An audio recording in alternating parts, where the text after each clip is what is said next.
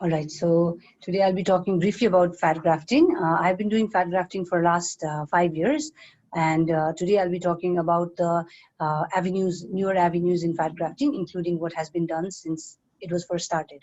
So let's just start with the basics, like what is fat grafting? Fat grafting is a simple technique of removing fat from our body reserves and then placing it into the area of need.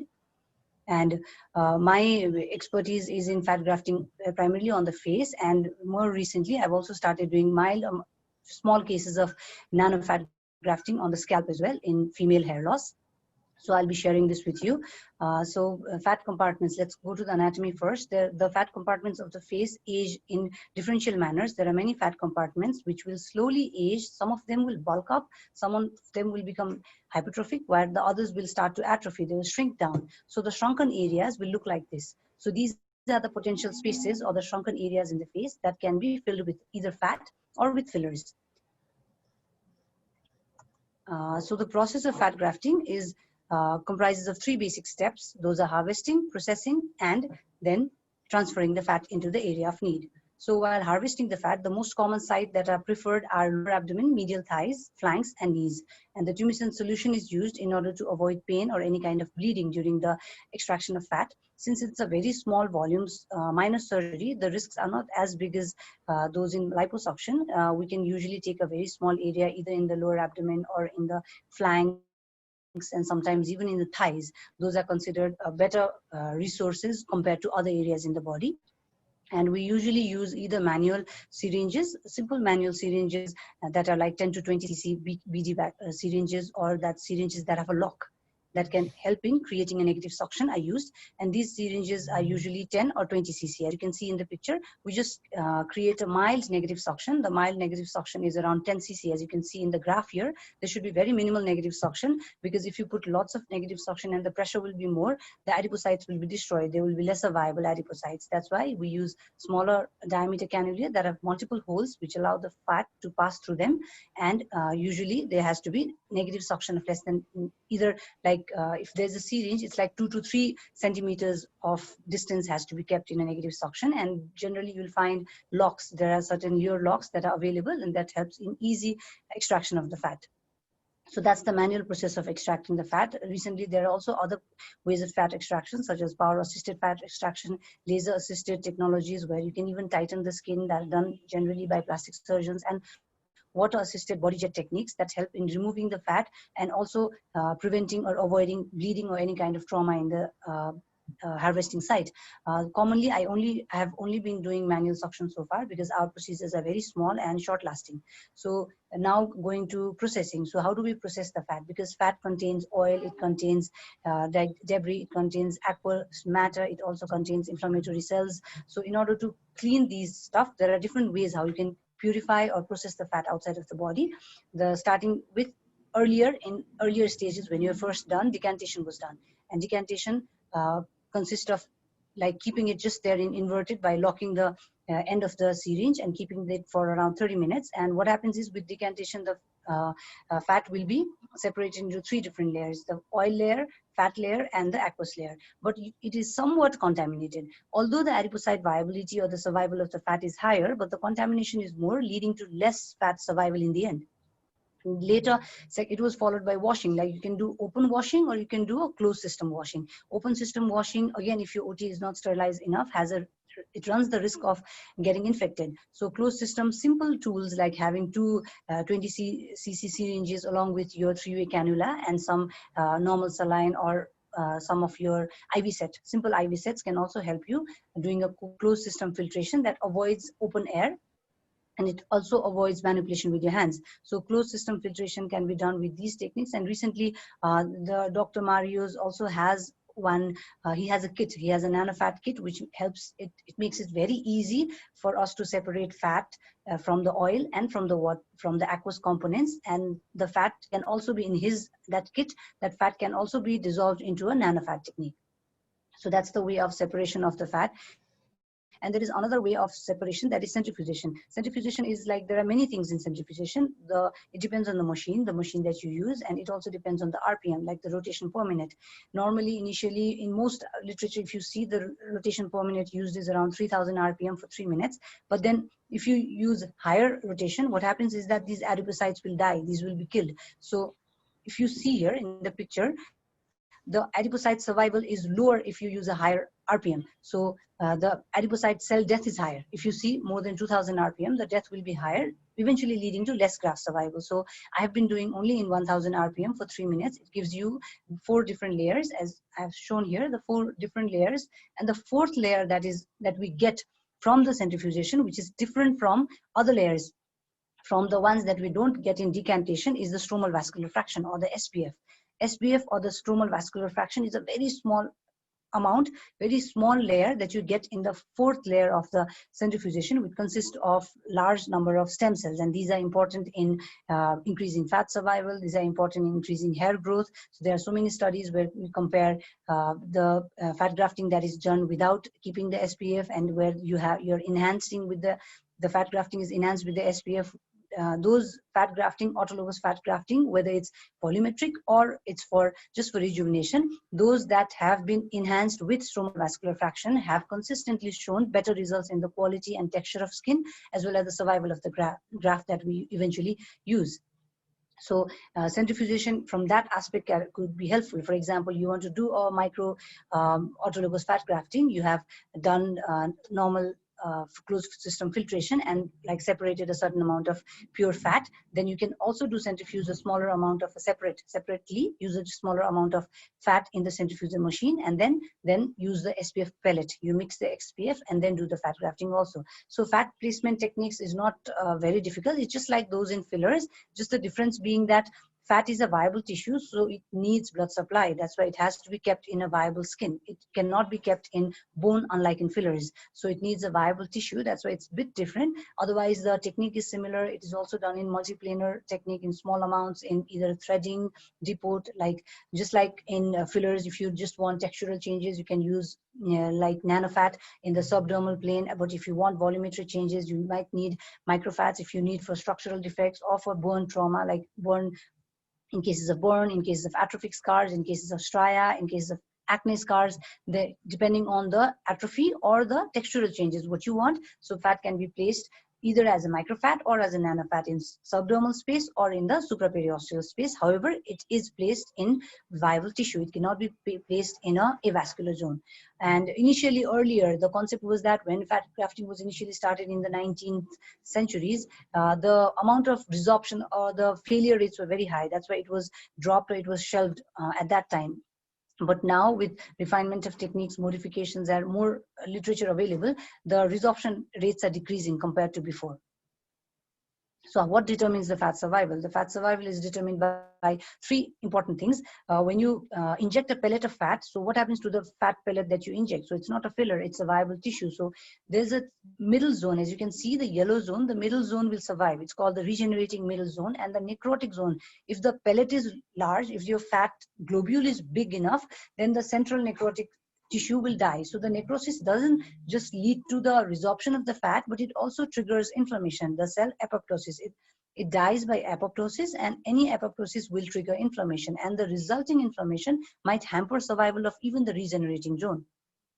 So there is inflammation and lack of angiogenesis, which can lead to apoptosis of fat cells. So this has to be kept in mind. So when this was found in 2006, Dr. Lin developed a concept of micro-autologous fat grafting. That is by decreasing the pellet, decreasing the size of the fat pellet injected at a time. So we have to use smaller sized cannula for fat placement. Like it has to be less than usually 25 gauge, 26 gauge needle, or a cannula. You get fat transfer cannula itself, multi-hole cannulae, and they have to be less than 1.5 millimeter size. So it reduces the radius or the size of the fat volume placed at a time dramatically, leading to increased survival by providing more space for vasculature to develop. So when smaller globules of fat are placed slowly in different planes, it leads to use of microcannula leads to increased fat acceptance and high graft survival.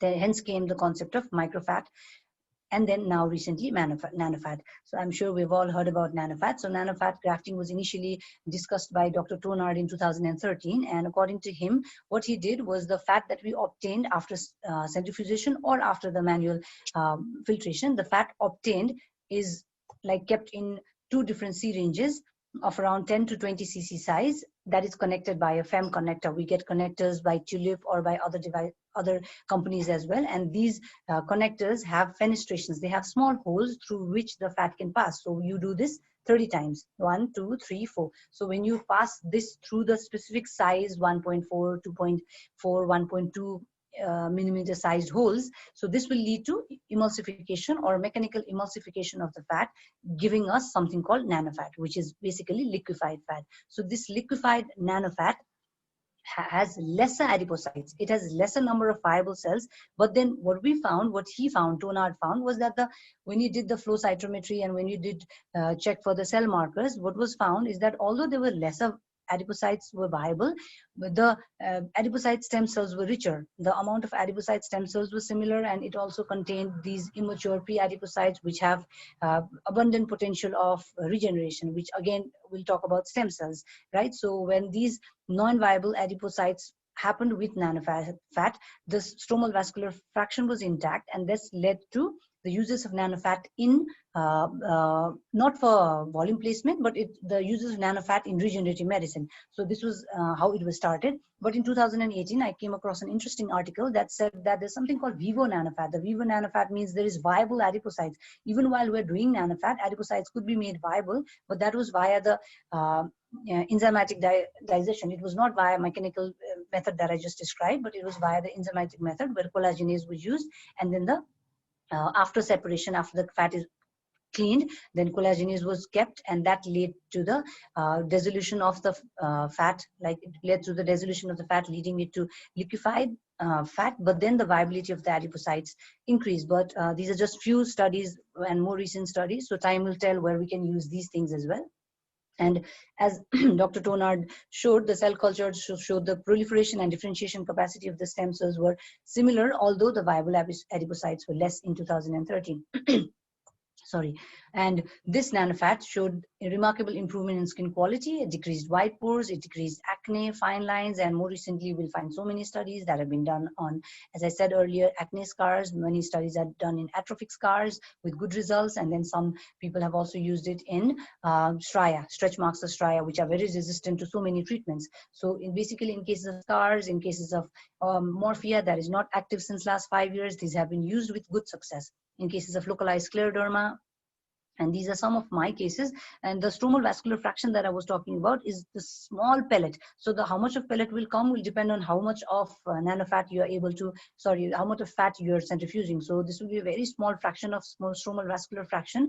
This can, again, in lab, can be differentiated. It can be differentiated into multilineage differentiation in the stem cell lab, which is another, that discussion is beyond the today's topic, I guess. So nanofat is mechanically built like this, or by enzymatic method. It is more commonly used mechanically, but if you want stromal vascular fraction, it can be generated by centrifugation or by emulsification with enzymes or enzymatic digestion.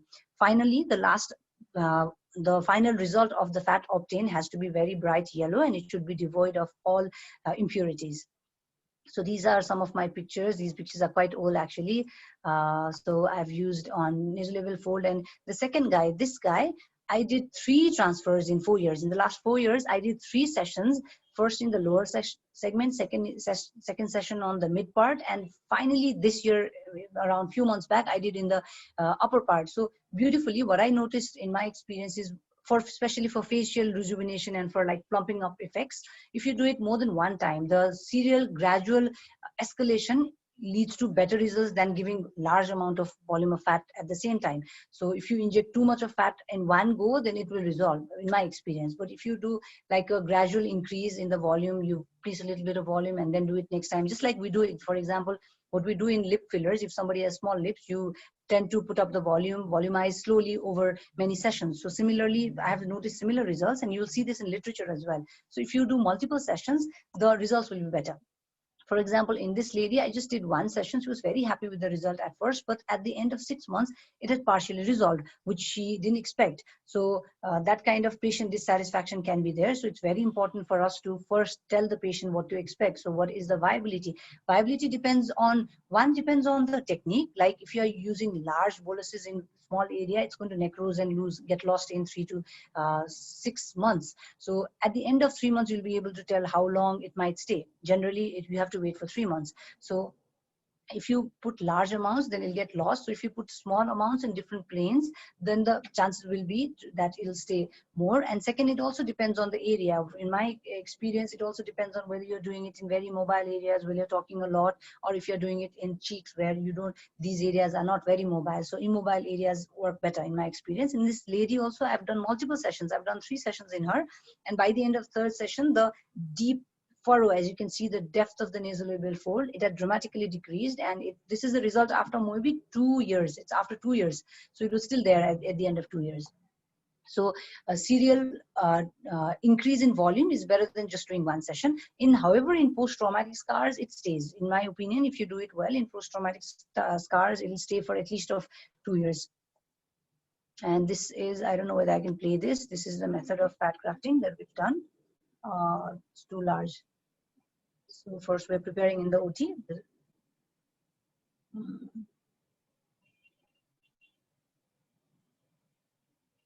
So these are the very minor devices. We don't need too many things. And I think I'm making a hole there. And then we are injecting the tumescent solution here.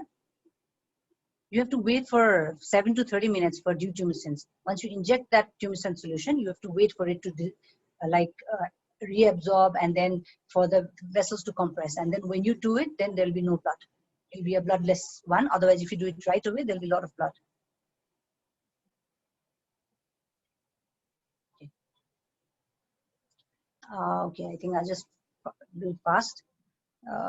I think I'll skip this one. So latest additions, what else are being done is, besides the things that I've just discussed, what other things are being done is the one that I just said, like Vivo nanofat. Vivo nanofat is like the enzymatic emulsification of normal fat to make a nanofat, which has higher amount of adipocytes, or the higher amount of viable adipocytes compared to the other kind of fat. So second is condensed fat. This one is just one article I found in 2019. This is an article from 2019, where the initially centrifugation was done, and then the nanofat was made, and then again it was centrifuged, so that any amount of oil or any amount of excess impurities would go away, because it's the impurities that leads to the failure of the fat grafting. If any impurities are there, if there are inflammatory cells are there, blood is there, oil is there, these will lead to resorption of fat. So this was done for that purpose, and they have used condensed nanofat in neck and then in facial lines and wrinkles, and they've done 2 sides, one side with condensed fat, other side with normal fat, and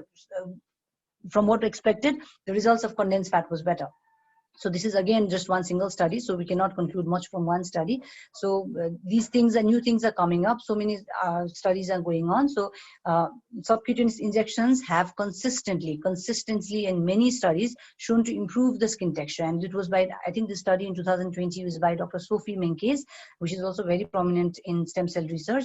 So besides her study, there are many other studies that have consistently shown improvement in improvement of the skin texture, as well as pores, as well as with scars in both intradermal and subcutaneous injections of nanofat.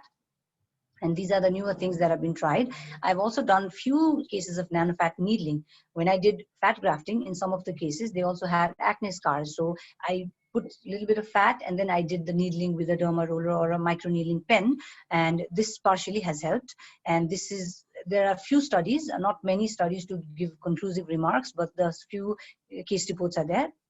And other things are nanofat and PRF combination or PRP combination for facial rejuvenation and for scar. And there are many studies on this. Many studies are consistent. However, I have not done it myself yet.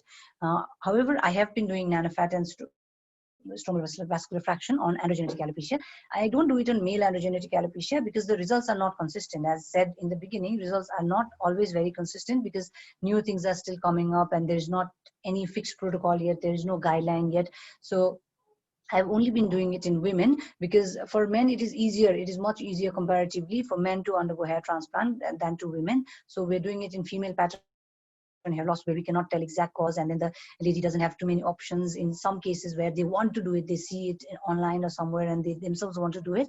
I've only been doing it selectively, and I'll be glad to be able to share the results with you sometime in next cycle. So what's the theory? What led to thinking that nanofat grafting might work on the hair as well, just like it has been working on the skin consistently since last 10 years. So the theory is, first thing first is like adipocyte stem cells. Nanofat contains stem cells. It has been proven. The cell markers and the viable cell markers are many. So it does contain stem cells. And as we know, adipocyte stem cells are the largest reservoir of stem cell in the body, and they have the capacity of multilineage differentiation. That it means that even though these cells are mesodermal in origin, they can transfer into both ectodermal or endodermal cell lines when used appropriately and correctly.